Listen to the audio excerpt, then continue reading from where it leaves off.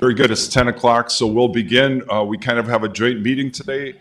And for the group, this is kind of an informational meeting, and we did it so we could kind of save time for both groups. We both will be taking action on it, not at this meeting, at another meeting individually. But this is a kind of a group effort. And so the other thing is, this is a time for questions. You'll be able to get questions now, but also to start them in your mind, and then Jim will be compiling the list of questions, and then as we meet individually as a group, then we'll take more action. But this was basically, our intention was to save a little bit of time and effort. And so if there's any other questions going forward, otherwise Jim will get us started off. We have a handout the mayor passed out. It's basically a summary. The one thing I will say, if you don't mind, this is great news for Fargo, because my perception is we have 3 different potential areas, but we have 7 different interested parties, and we are so fortunate. I believe this is a change in the growth of our city, because now we're getting outside developers coming in, and that really didn't happen very often in the past. It did, but now we have multiple parties interested, and I think this is it's a great time for Fargo, and I think we're no matter how the outcome of this, however it goes. This is monumental as far as the development in Fargo. And that's the end of my editorial comments. And with that, Jim Gilmore, we'll give it, I'm sorry. No, David, can we just do introductions around the table? Because not everybody knows everybody, because we have a different group here as well. That's an excellent idea, Mayor. I apologize for that. I'm Dave Pepcorn. I'm a Fargo City Commissioner. And maybe you can say which committee you're on, just for everyone else too. Thank you. Hello, thank you for being here, everybody. My name is Reed Midda, and I'm on the Renaissance Zone Committee for the City of Fargo. Arlette Preston, I'm on the Fargo City Commission, and then I'm also on the Renaissance Zone Authority. Deb Mathern, I'm the Renaissance Zone Authority member. Dean Bershine from NDSU and Renaissance Zone. John Cosgrove from NDSU Research and Tech Park and the Economic Development Incentive Committee. Learn that now. Good job, John. Bruce Grubb, Fargo City Administrator, formerly on the Tax Exempt Review Committee. Now it's been reformulated in John's new committee, but glad to be here. Prakash Matthew, member of the Renaissance Zone Authority. Jessica Ebling, and the Tax Exemption Committee, which now has a new name that I need to practice. It's up there. There we go, Economic Development. Jim Gilmore, City of Fargo and City Administration. This is your first meeting with the new name, and so I'm still learning it too. Yeah, I'm Jim Boos with the Economic Development Incentives Committee. Tim Mahoney, Mayor.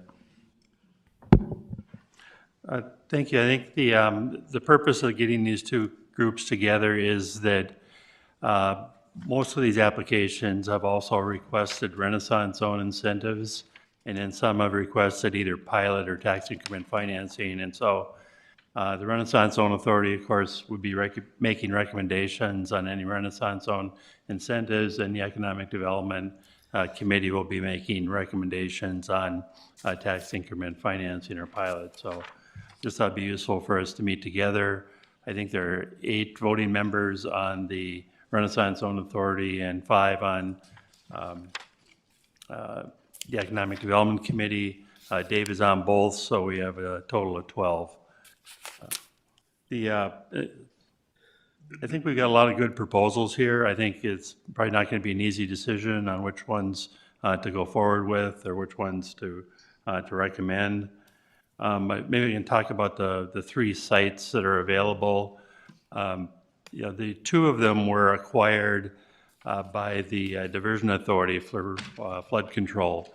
And what's available for development is that remnant, what's left over after the levee or flood wall was put on. So the old school district site that's up on furthest north, that site was acquired. Part of the building was demolished.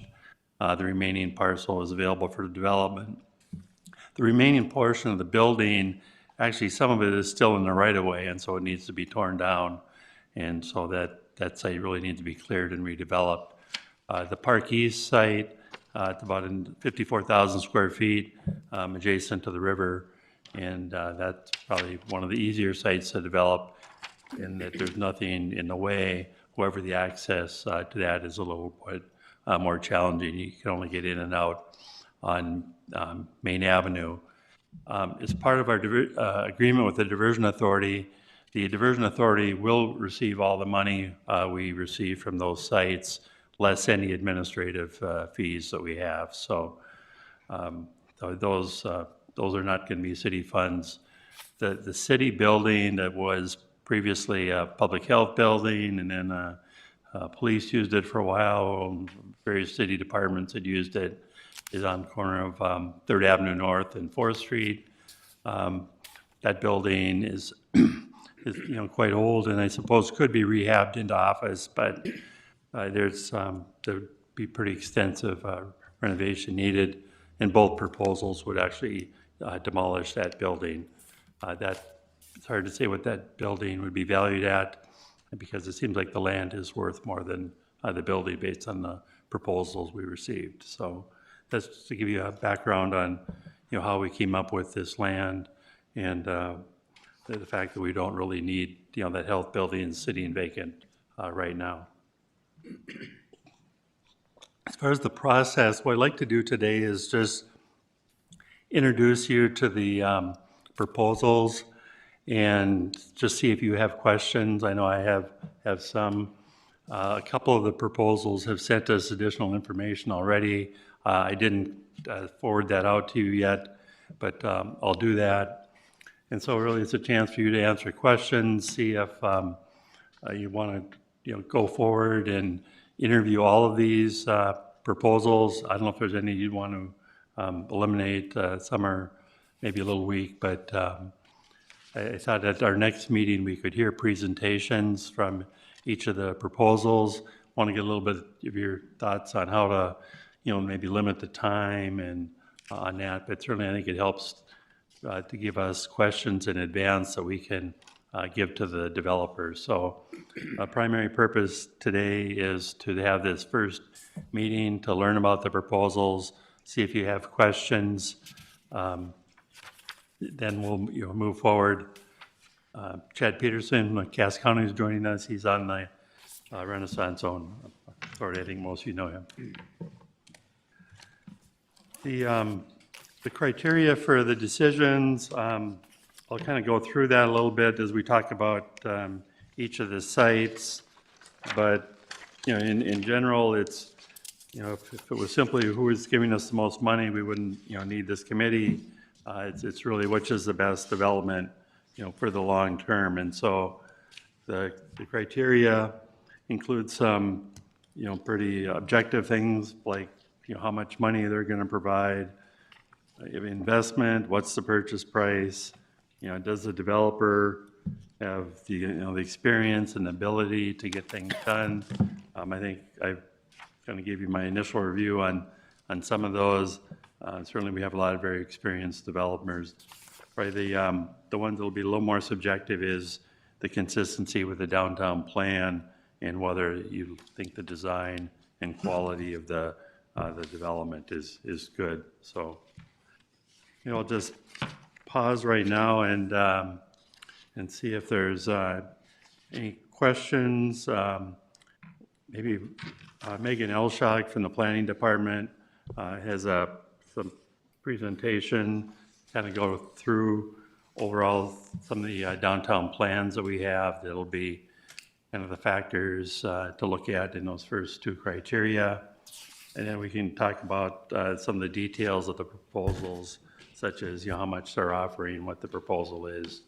And finally, if you would like, we can make you hard copies. I didn't know how many people want hard copies of all the proposals, but maybe you can just let me know, send me an email or let me know at the meeting, and I'll certainly get you a copy. A lot of those are fairly thick and larger pieces of paper. I wasn't sure if you wanted all that material or not. So I'll just pause now if any questions.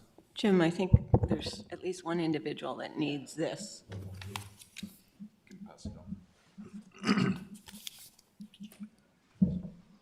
Jim, I just had one question. Are we going to require performance bonds on these, or are we just going to rely on the financial statements of the developer? No, that's I mean, that's a good question. What we've done in the past is we've entered into a development agreement, basically an option to purchase, and then like on the incentives, if they're longer than the 5 years, we'd send it to our financial advisor. They would review it, so we'd look at that. Sometimes we don't really transfer the property. We keep some sort of a clawback or mortgage on it until they were really ready to break ground and all had all their financing in place. But that's a good point. That's something that could be covered in the development agreement if we were unsure that we thought they had the financial capability to deliver on the project. Well, it kind of puts them all on equal footing then. Pardon me? It puts them all on equal footing to have the bonds in place, but it adds to the cost of the project too. So. Yeah, so. Yeah, some of the developers have clearly done projects of this magnitude in the past, and others haven't, so.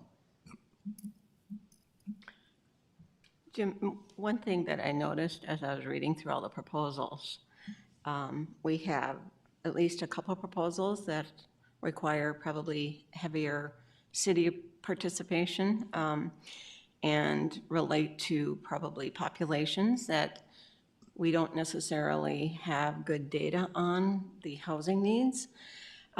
What I'm seeing when I was reading it was the lack of a housing strategy on our part to identify best use of these properties. It's an example of a real opportunity because we own all three of them. And whether there's a need to have heavier subsidies, and I'm thinking workforce housing is one area that we've certainly done some on the senior side, but on the younger workforce housing strategy, we really don't have one. And wondering how this fits into the housing study that's coming forward and whether, I guess I'm questioning the moving forward with all three so quickly without having a good strategy in place. I mean, I think, all of these are more for market-rated housing, and that's one of the things that the downtown, plan called for. However, in our riverfront redevelopment plan, part of that strategy is to take, tax increment funds from these first developments and use it for more affordable housing projects, within the riverfront district. For instance, the Housing Authority is redeveloping the Lashwitz building, and so that will bring some lower cost housing into the area. Beyond shelter, they're in discussions on another site, within the riverfront area where I think it'd be easier to do the affordable housing. But you're right, we don't really have the results of that study, and so do we put our emphasis on senior housing? Do we put it on more on workforce housing? The third site that the riverfront plan talked about is the Burrell site. It's on the corner of 4th Avenue and 4th Street, kind of kitty corner from where the side street is. It's a housing authority property. I think the building's over 100 years old, is in fairly poor condition. Certainly it's livable, but may not be that way in 10 years. And so it's a good sized site. And so trying to work with the housing authority to redevelop that, taking some of the TIF proceeds, that's probably 3 years out. But now as part of that housing study, if we can identify, what's the greatest need and what should we focus in on that site. The Mid-America Steel site is another one. So I think there are other, sites that the city has where we can follow up with that housing study done and know what our focus should be. What other sites are you talking? Pardon me? What other sites are you talking that, do we own some other sites? 69 4th Street we own. It was previously as a single room occupancy housing that's vacant right now. It needs to be rehabbed. That's at 69 4th Street. The forget the restaurant that used to be in there. Circle. Full Circle. Yeah, Full Circle Cafe used to be in that. So we own that one. The Housing Authority owns the Burrell's site. We own Mid-America, so I think the two that are probably have the highest potential are that Burrell site, as well as that 69 4th Street.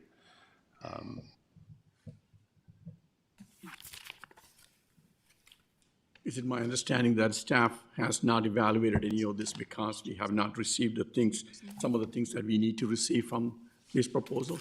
I know you mentioned that earlier that you have received some additional information since you sent this out. Yeah, I'll send that to you. We received some information from Epic, just wanted to clarify what, they were going to provide.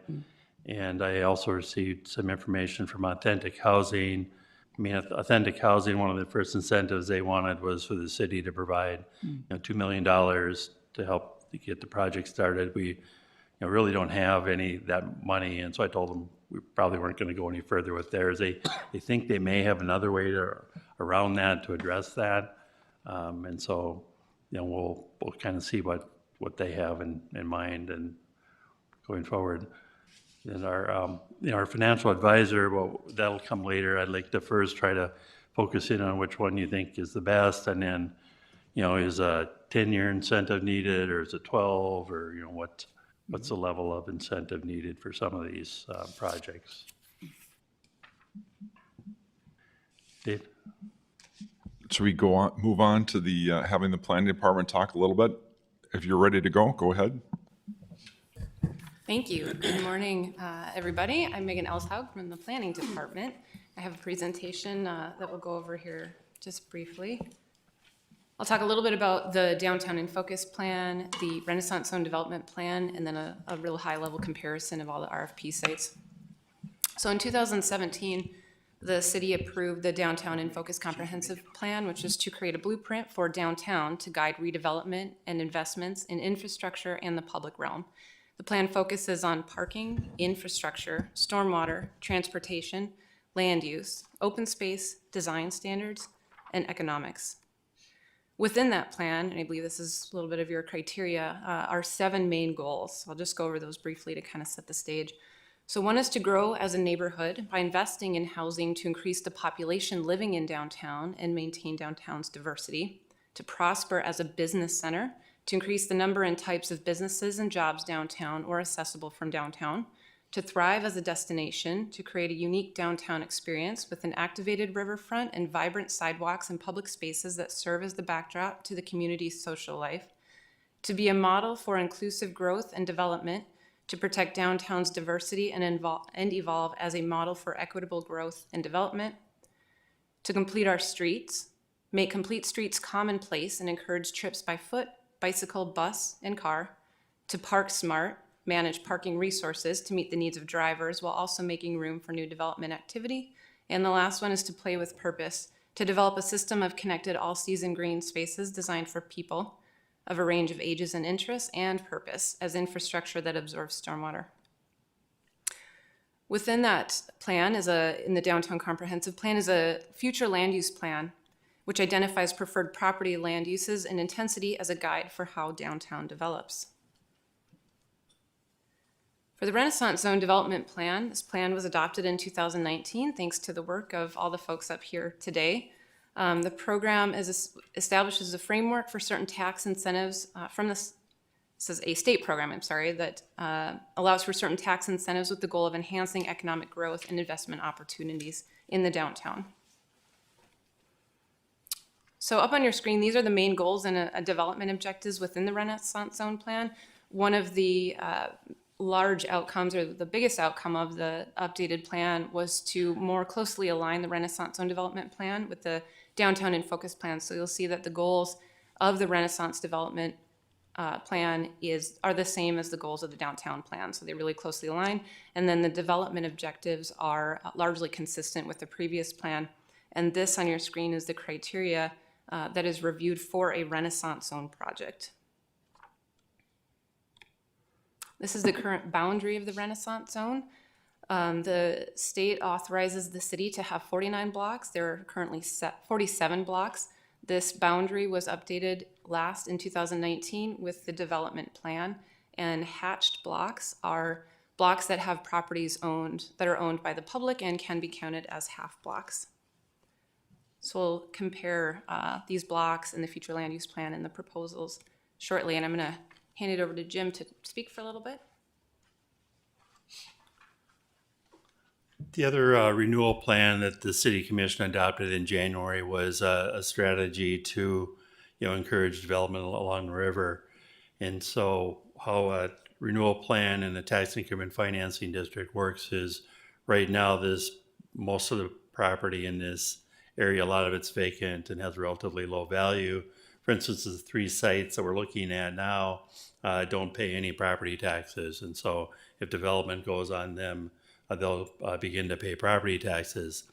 Rather than those property taxes going to all the taxing jurisdictions, they would go into the tax increment fund and could be used to promote development and make public improvements along the river that hopefully will then encourage even more development. This difficult to read, I think it's in your packet, but the three sites were kind of called out in this renewal plan was to the old school district warehouse, to demolish that and call for redevelopment. We were at that time looking at maybe the city should just take it down ourselves, create a clean site, and then provide that. We didn't do that. We're doing an RFP on the site instead. The other is, of course, the Park East site as well as the health building site. I'm hoping that with some tax increment financing, we can address a couple of the affordable housing needs. The Lasquith redevelopment, there's still a funding gap here. I don't know if we'll be able to have any money soon enough to help that one, but redevelopment of that site with about 120 housing units is in the plan. Down by Prairie St. John has indicated that they'd be willing to work with the city or some housing nonprofits to take the vacant property that'll be left over after they rebuild and use that for some affordable housing. So we may be able to assist with that. And the other is this where the number 7 is, that Burrell building that the Housing Authority owns. That's in, it's a 100-year-old building. If you look at it from the front, it looks fairly nice, the bricks, but beyond the first row of bricks, it's not in good shape at all. And so in the long term, 5 to 10 years, I don't think that will continue. So trying to redevelop that.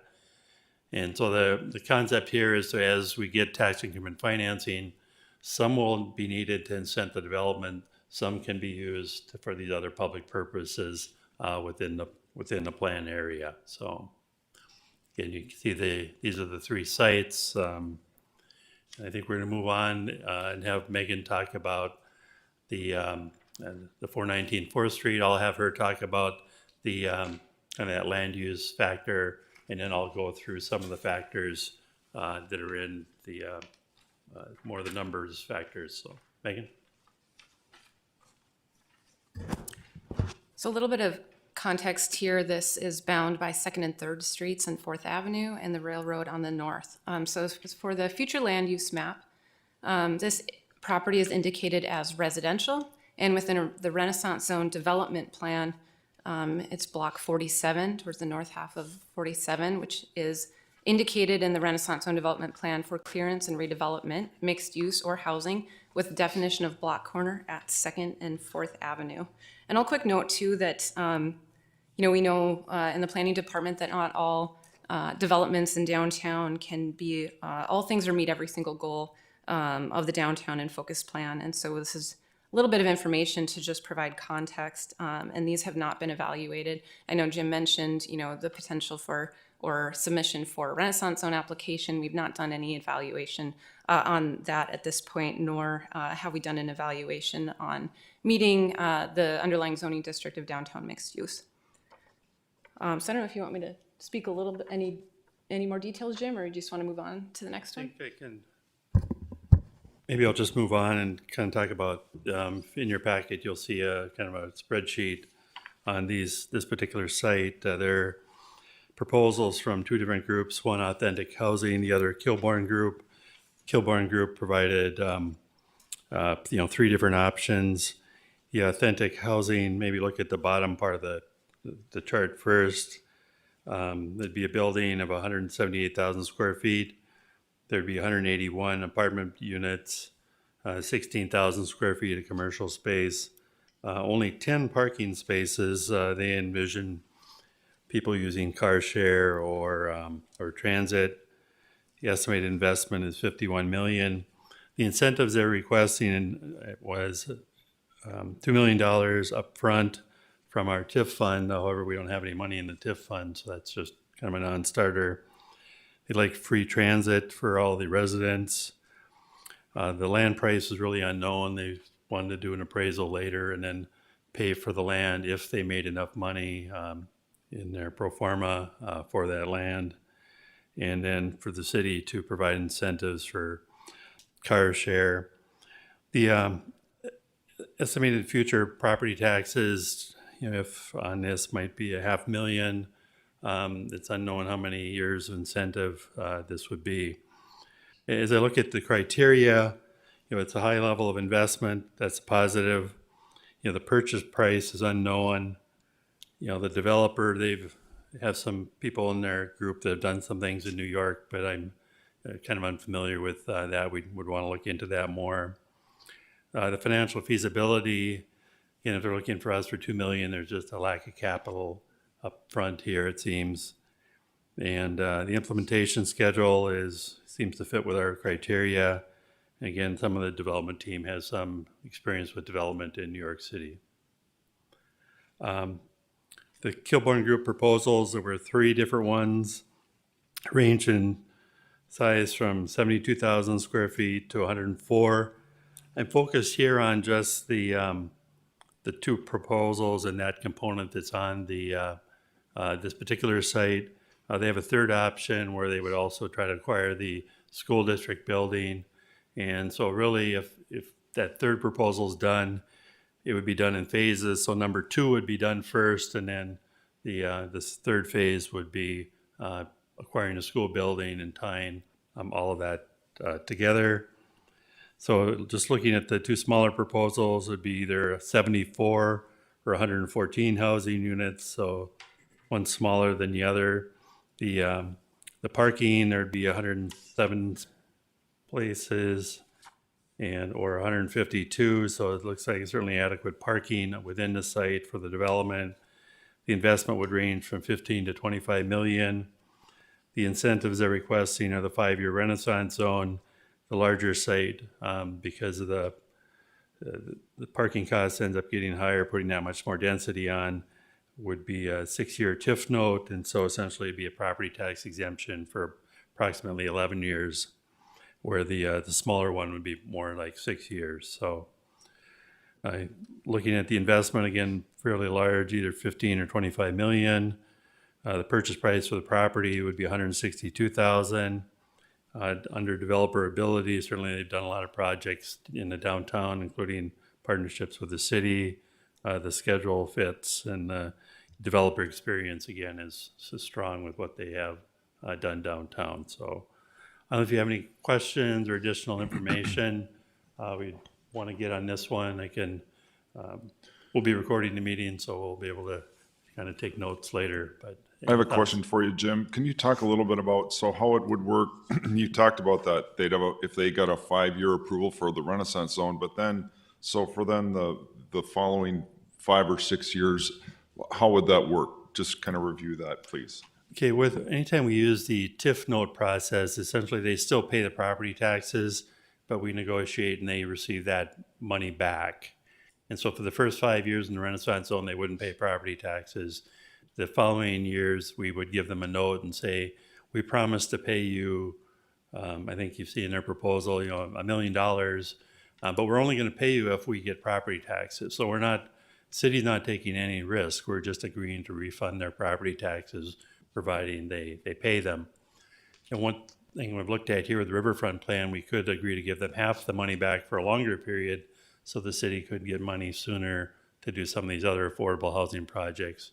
Or, the mayor would like to do some more work out here on the plaza. And so that would be another way to get that started sooner. Can I ask one more question about the Go 2030 plan wasn't talked about?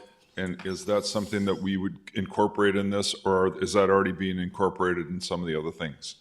Can you talk a little bit? I think Go 2030 incorporates a lot of, wants more density. Nicole or Megan want to comment on that a little bit more. But certainly promoting the downtown and more density really fits with all of these projects in Go 2030.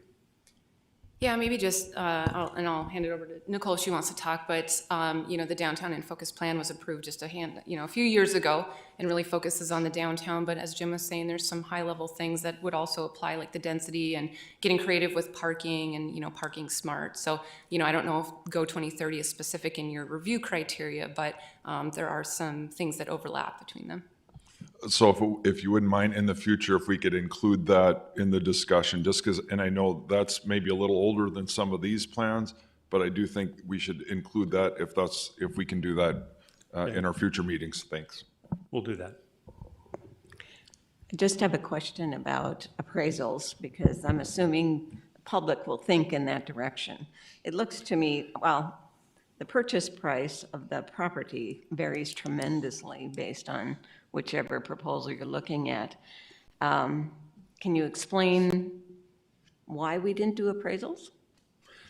Yeah, I did talk to the city assessor and looked at the value he put on the property. I mean, the school district building, I think the land price is, $389,000, I think it's about that. But we're requiring people to take down the building, and so that, that becomes more of an impediment.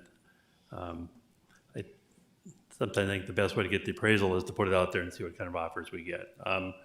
When we look at the Park East property, we have two offers that are a lot higher than the city assessor had a value on, because it's a clean site and it's by the river. So there's just so unique. So I don't know, Jim Bruce, if you want to make any comments on kind of fluctuation in prices, that's kind of based on the development, but how you kind of evaluate property that you're going to put up for sale. So yeah, it's a tough one when you have a property where you're selling it, but you're requiring the people to tear down their building. So.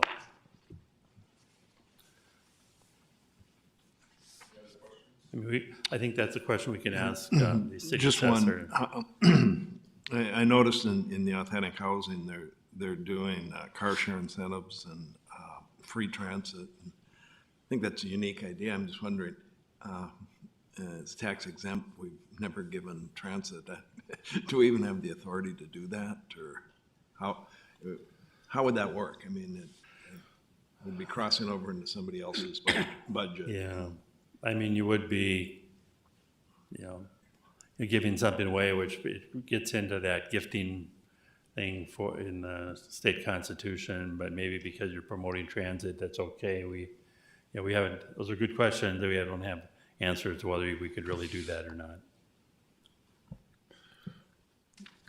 Another question, if you don't mind, and anybody else, feel free, but I think it'd be interesting to know with these projects, if you went ahead then to show what the potential property tax would be once it expires. I think that would be a good number, and maybe a timeline. So showing the Renaissance zone, once that expires, how much potential property tax the different projects would be paying. And I know it's hard to be exact, but just to have a ballpark figure, I think would be good for us and good for the county. I've got some ballpark figures that I'll bring to a future meeting, but you see the additional annual taxes that would be when they're done, but there's also the present value. So, we know this is going to be there in year 13, but what's that worth today? How much would my finance director let me go borrow against that revenue stream once it's up? And so of the future revenue over the next, say, 25 years, how much would the city receive in each of these? And so that's what I'm trying to calculate.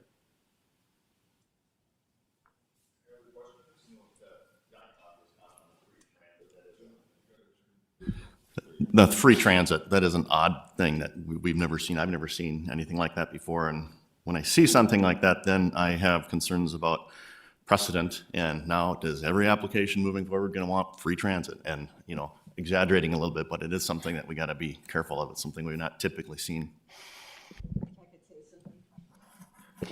I also think it might be a little bit early in the process where if we had a strong housing strategy that would require heavier city participation to encourage a certain income level, being able to access affordable housing. That's where the transit and the childcare subsidy, if you want to call it, because it'd be free rent, those kinds of issues are probably beyond tax exempt review committee. It is more of a city strategy towards housing. And that's what we don't have at this point. Mr. I think the more we could learn about housing too would be helpful. I mean, when you look at the rents that Authentic Housing is proposing, they look to me to be very typical to other rents in Fargo, where, beyond shelters are quite a bit, lower, and some of the others are also at more at the market level, so, here. How come when you get to future annual taxes, your authentic housing is 500,000 and the other ones are lower? That's assuming that their building would be worth, I think, 40 to 50 million, and that they wouldn't have any property tax incentives. And then the other question is, they have some car share incentives. Is that they would purchase the cars? The same thing Jim has. Are we purchasing the cars, or who's purchasing? They're asking for the city to participate. And again, they were unclear on what exactly the ask was. Nicole, do you have any plans like this? Have we ever discussed that the city would get involved with paying for free transit, cars? That's something coming out of future study, or was that in our downtown study, or how did this evolve? In terms of how this evolved for this proposal, I think it's completely proposal driven. And so in terms of maybe just to piggyback on Commissioner Preston's point is, sure, we work on larger housing strategies for affordability, and I would say it's more of the hard to house populations of what our community development and HUD work has been doing. And so trying to target that, kind of 60% and lower AMI. And I think this is probably a different AMI population that they're trying to target. So going back to a larger question is, we don't have a citywide housing strategy yet for different income brackets. That's very specific. Right now, our office is pretty much charged with implementing HUD practices through community development block grant and HUD on home dollars. But in terms of transit and transportation and car share, all those kinds of things aren't anything that we have in any strategic plans right now. And then the density, 181 versus 114, can you comment to that? 181 apartments versus 114, is that smaller apartments? In summary, I'm not really in the position to talk about higher density. I think all density is good, and so it's really a matter of your greater goals. Mr. Chairman. I mean, one of the, we haven't really studied car share, whether or not there's a market, for that. We've certainly, and I've heard of instances in other cities where people are doing that. But I think one of the concerns, we don't want people to create too much parking, but you don't want to have a situation where you have 181 apartments and everyone parks on the street, and then the streets are clogged because everyone does have a car. I think that's the reality. Is most people in Fargo, we see at least 50% of the people rent well, not, maybe it's more, 40% of the people in downtown apartments generally will rent a parking spot at one of our ramps. The others will often just park on the street overnight, which works for them because they leave during the day, so. Okay. Thank you. At this point, I'm neutral on the ideas of the free transit, but if we do look at where cities have gone to, I had a son that didn't own a car in Minneapolis for years and used that public transit, and I think it's okay to think outside the box and maybe think some of these things in a plan, because when you consider reducing carbon emissions, right now we don't have a big smog problem in Fargo. There's enough wind to blow it all south, but I think it's okay to think outside the box and just throw some of those ideas around. And it is much less strain on parking. Any other questions? if I could just make one other I comment. don't know if we're going to let you ask any more questions since your phone went off. Sorry, but this is so intriguing to me. I think what's happening here is we have a developer that's pushing us to perhaps consider an approach that we have not done in the past. And I'm neutral also on this project, but it is well worth looking at when it comes to workforce housing, to look at some of these wraparound services. And if we look at a housing strategy where you try to get the worker as close to the employment as we can, and we're talking about service industry employees probably, who are, you know, on the lower end of the income level, and that's been a priority identified by the chamber, as well as other, you know, the business community. So being able to eventually get to the point where we're talking about housing within a neighborhood to try to increase the use of public transit or walking to work. And that's the vision that I saw in that proposal. Now, whether we're ready for that or not, that's a good question. But it's well worth considering, I think, for the future. And, you know, I had some brief discussion with the developer that, you know, if this site doesn't work, we've got some others that, you know, mine downtown that might work better, you know, doing something in partnership with the Housing Authority. Anytime we get interest from another, you know, person looking at a little different aspect of the market, that might work well. I don't know if it really works with this site, but I think, again, if we get TIF money from this site, maybe we can work on another site with them, possibly in conjunction with the Housing Authority. They've had some initial talks with the Housing Authority, I'm told.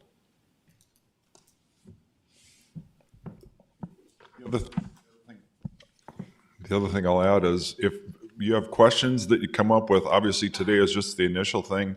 I think Jim should be our contact person if anybody here at the meeting or online, or he should be, because I think we'll all have additional questions as time goes by. I usually think of ones that I should have asked while I'm at the meeting. And so I would encourage you to do that. And Jim, if you don't mind, during this meeting, if we can have the contact information at some point, that'd be good, if that's okay.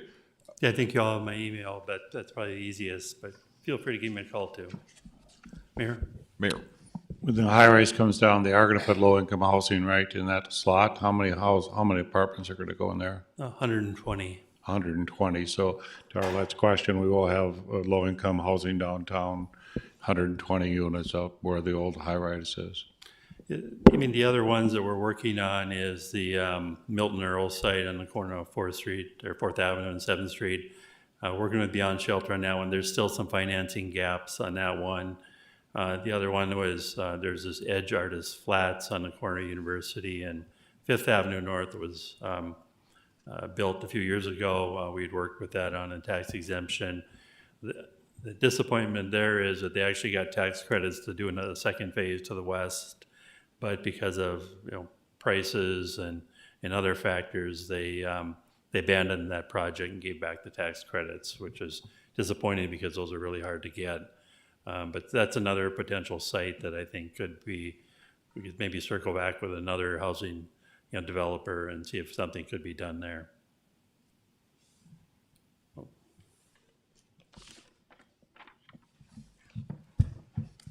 So moving on to the next one, this is 1 2nd Street South, so this is just south of Main Avenue, right near the roundabout. You all are probably familiar with this site. The Downtown in Focus Plan identifies this as residential land use. However, it is right adjacent to mixed use, so you'll see yellow as residential and orange identified as mixed use. This is Block 29, identified as Block 29 in the Renaissance Zone Development Plan, which identifies this as the north half of the block for redevelopment with mixed use and ground level interaction on Main and intersections of 2nd Street and Main Avenue, and also talks about that this is the gateway, a very prominent gateway within the city of Fargo, not only downtown, and so it notes to focus the area on mixed-use walkability, economic vitality, and connectivity.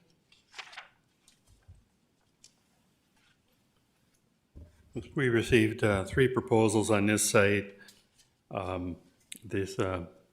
You know, there'd be a large amount of investment on each.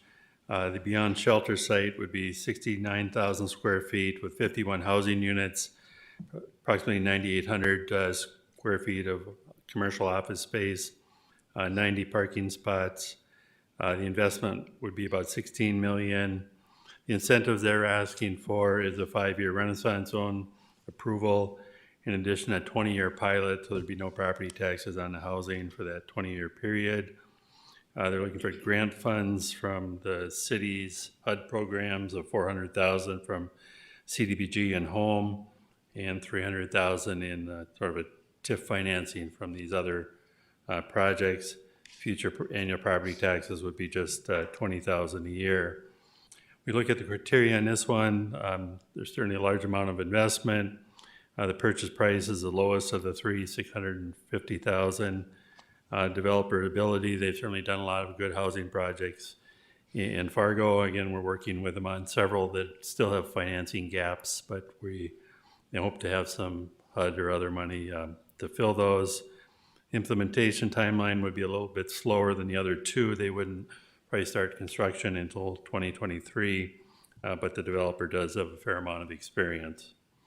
The second one is Eagle Ridge, and this would be 162,000 square feet.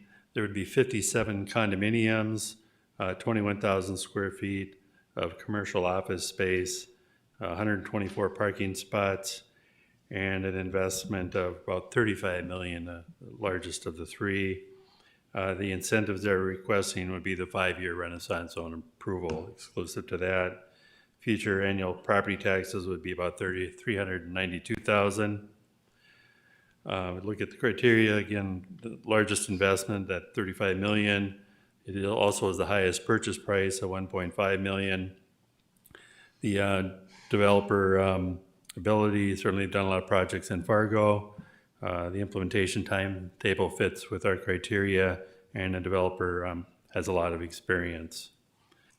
The EPIC proposal would be 90,000 square feet, 67 housing units. About half of those are condos, half of them are rental. It's 37 and 30, I forget which is which. 15,000 square feet of commercial office space, 128 parking spots, and an investment of $23 million. They would just be getting the 5-year Renaissance zone approval. Their future annual property taxes would be $257,000.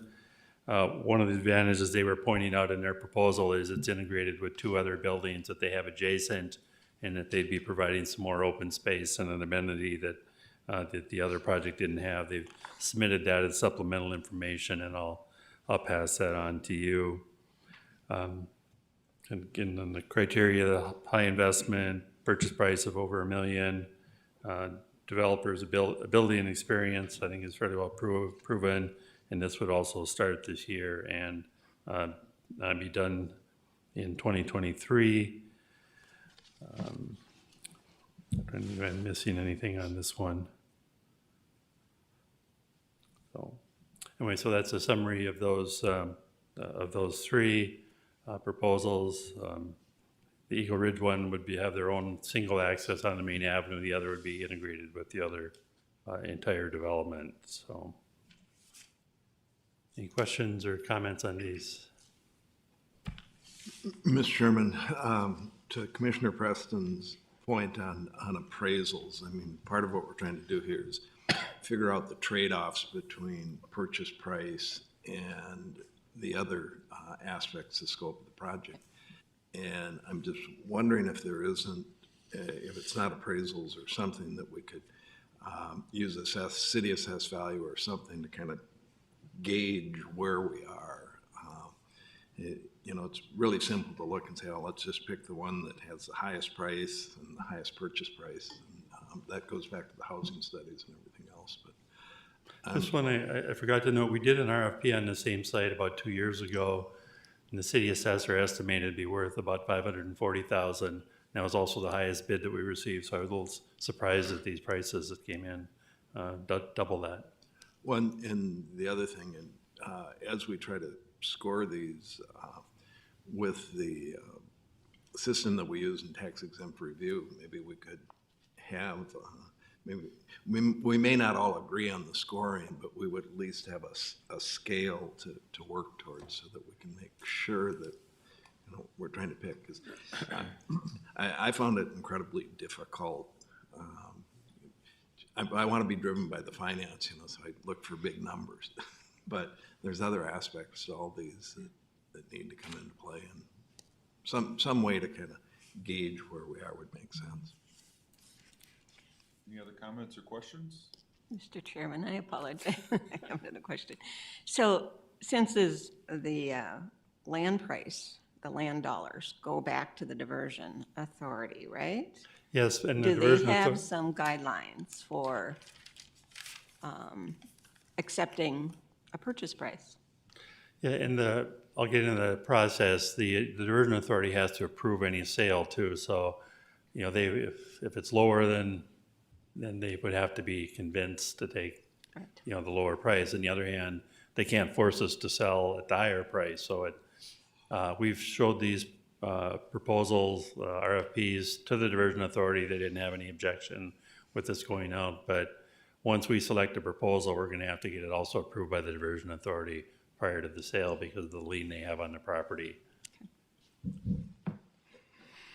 The diversion authority has a land policy that would say if you went below taxable value, you'd have to have a discussion with them. But they didn't want to drive if there's something better for the city. They wanted to allow us freedom to pick that proposal. Any other comments? Otherwise, we'll move along with respect of everyone's time.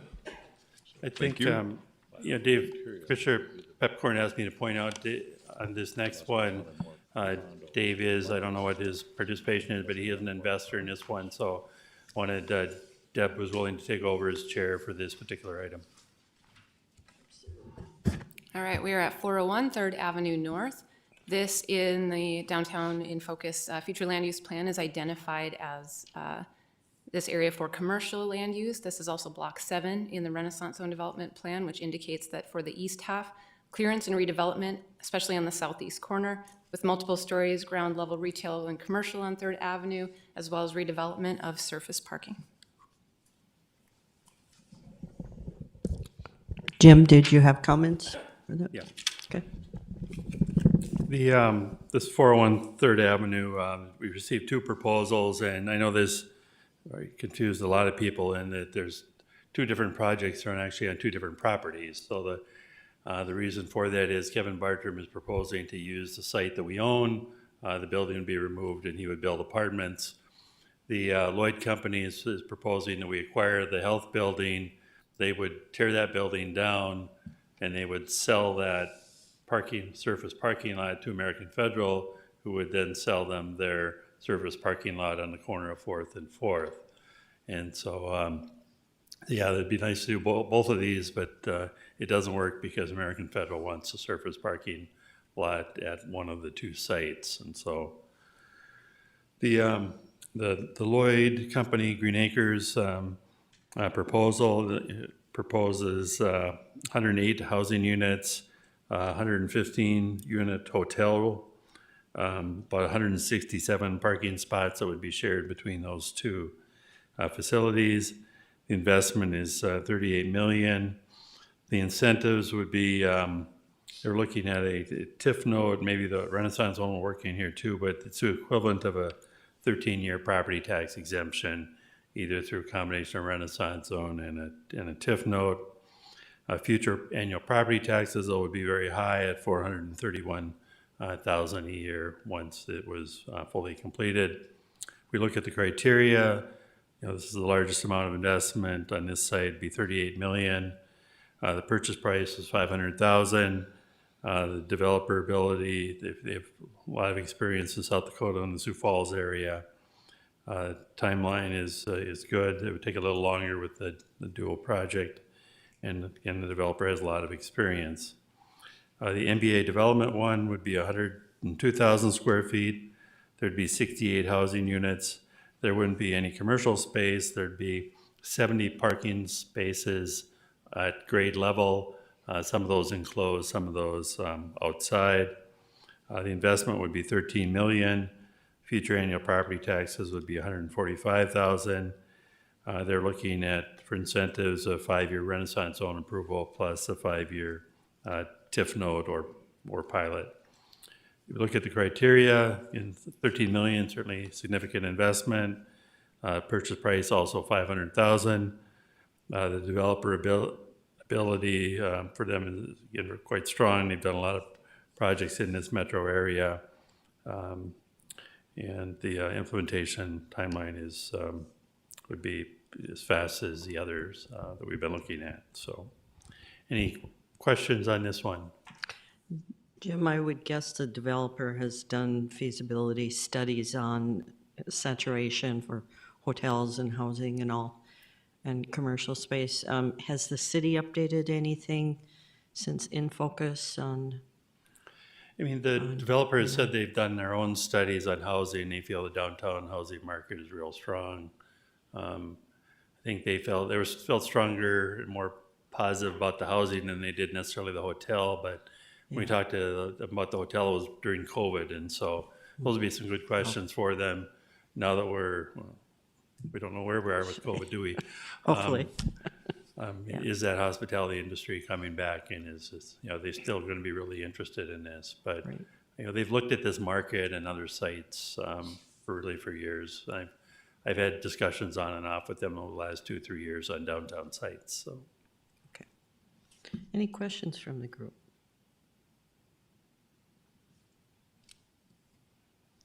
None. If you'd like to move on to the next. I think that kind of covers what I wanted to get through today. If you have any other questions, thought we'd try to have a follow-up meeting and maybe I'm thinking the first half of January to listen to proposals for us to bring you back additional information that we received either from the developers or other things we researched. I don't know how much time you'd want to spend on each proposal. Do we want to do like a 15-minute presentation? Are there any here that you don't think merit a presentation? That you don't think would be at all feasible? But I mean, those could be dropped today. But I don't know if I'd want to suggest any. So the thing I think it'd be good to try to have this where we, like a 15-minute proposal for each developer. I don't think we should eliminate anybody at this point. That's my, but to try to give everybody a fair shot, I think that would be the best thing. Obviously, if we get too much, it's going to be an all-day affair. And so I just think if we could ask them to have a 15-minute presentation for the Renaissance Zone and for tax exempt or whatever the new name is. I apologize for that. But if that makes sense, that's kind of the concept. But I don't think we should combine them again. This was just the introductory, but I think we'd have separate meetings where we would try to. And the other thing is for the developers, try to do it fairly close to each other. So obviously, I know that's a challenge, but to try to do that, if that makes sense to everybody. I mean, I was hoping we could at least have a combined meeting for the presentation. I get the question is, do you want to have a combined vote of the 12 voting members, or do you want to have each committee make a separate recommendation? Just from my perspective, I would rather have us have separate votes because it's separate groups, and I don't think that would be a good thing. That's just my perception. I think for scheduling, I'd like to combine our presentations since a couple of them are out of town. That way you all hear the same thing. Agreed. I agree with that. And sometimes your committee might ask questions that we don't think of. Sure, we can vote individually, but I would like to see it all presented as a group. But however, I would like to have all the questions from everybody combined, so everybody can see that. And but as far as I think we're separate groups and looking at separate criteria, and so if that's all right with everybody, we'll have two separate things. And I apologize for developers, but they're used to having to deal with politicians where they have to listen to it too much anyway. But I just think for the good of the group, I just want to wrap this up by saying any other town in the United States of America would kill to have one of these, and we are looking at 3. It's I mean, this is a huge deal, and I know it seems like why are we doing this?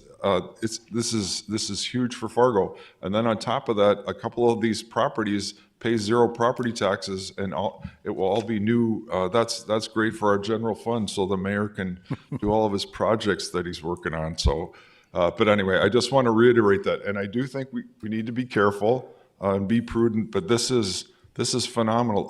Our town is in a great spot, and so thanks to lots of people, our predecessors. But this is when we step on the gas, and so thank everybody for coming. But I want to wish you all a Merry Christmas and Happy New Year, because this is our last meeting. Good luck to the Bison down in Frisco, Texas, and so it'll be lots of fun. Mr. Mayor. Just a question to Jim and Dave. So Renaissance Zone oftentimes would meet and say it does qualify for this, but would you be picking the winner or the loser? So if you have 3 applications, the Renaissance Zone normally just says, yes, it qualifies, and we would be in agreement to it. And not necessary that you grade them or pick which one you would want. There's some advantages for the city to pick the one that pays the highest tax. I mean, I could just go down and say highest tax, we'll take that one. But we also have a grading system. Mike, I think that you would be grading those in a different way that we have a grading system. I'm not aware, does the Renaissance Zone have a grading system? You don't grade them or have any type of thing like that? There is, the staff has done that, yes. Yeah, They do, okay. the scoring criteria that the Renaissance Zone Authority uses. We, as far as economic development, will use the criteria That we within normally the do. RFP, as long as I imagine Renaissance Zone will. So I like us all being together, but maybe afterwards you could have separate meetings if we wanted to set up your meeting upstairs and we could finish up our meeting downstairs, Dave, after we've had the combined meeting. But if that makes it easier for members, so you don't have to commit as much time. But and I say with Dave, is a lot of stuff's going on in the community. There's a lot of things happening. Dean, you and I were watching the game, but ESPN said it's a great downtown. It's a great city. They really loved the experience, and it was being downtown, Dave, that they really thought. And they were so excited about the Bison, they said, even if we don't cover this game, we'll probably go to it. So it was nice to hear, but good work today. Thank you. Well, thanks for your participation. I think there's some difficult decisions to make here, but yeah, I just want to. This is a great opportunity to bring housing downtown that we don't have, and all 3 of these sites are sitting vacant, generating 0 for our finance director, who likes to keep an eye on that stuff. Thank you. So that's it. We're adjourned. Thank everybody. If there are any comments, contact Jim Gilmore at the City of Fargo with any questions. Have a good afternoon.